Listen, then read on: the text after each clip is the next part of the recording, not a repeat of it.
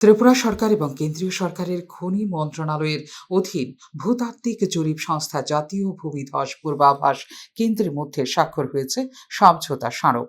গুয়াহাটির সোনাপুরে অনুষ্ঠিত দ্বিতীয় নর্থ ইস্ট মাইনিং মিনিস্টার্স কনক্লেভে স্বাক্ষরিত হয় এই চুক্তি। এই সমঝোতা স্মারক স্বাক্ষর অনুযায়ী এখন থেকে উত্তর পূর্বের রাজ্যগুলোতে পরীক্ষামূলকভাবে আঞ্চলিক ভূমিধস পূর্বাভাস ব্যবস্থার বিষয়ে আগাম তথ্য জানাবে জাতীয় ভূমিধস পূর্বাভাস কেন্দ্র।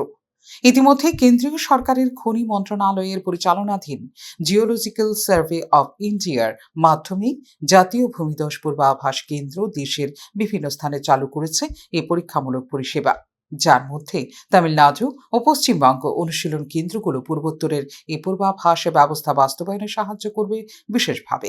দুদিন ব্যাপী কনক্লেভের উদ্বোধনী দিনে উপস্থিত ছিলেন কেন্দ্রীয় খনি মন্ত্রী জি কিষাণ রেড্ডি, কেন্দ্রীয় সরকারের খনি মন্ত্রকের রাষ্ট্রমন্ত্রী সতীশ চন্দ্র দুবে, খনি মন্ত্রকের সচিব VL কান্থা রাও এবং আসামের মুখ্যমন্ত্রী হেমন্ত বিশ্ব শর্মা। ভূমিধস সম্পর্কিত বিপর্যয়ের পূর্বাভাসজনিত এই ব্যবস্থায় আগামী 5 বছর এই প্রকল্পে ত্রিপুরা সরকার জিওলজিক্যাল সার্ভে অফ ইন্ডিয়া থেকে নিয়মিতভাবে পেতে থাকবে যাবতীয় তথ্য। রাজ্যের দুর্যোগ ব্যবস্থাপনার ক্ষেত্রে একটি নতুন পদক্ষেপ বলে মনে করছেন সংশ্লিষ্ট তথ্যবিজ্ঞ মহল। Bureau report, news now.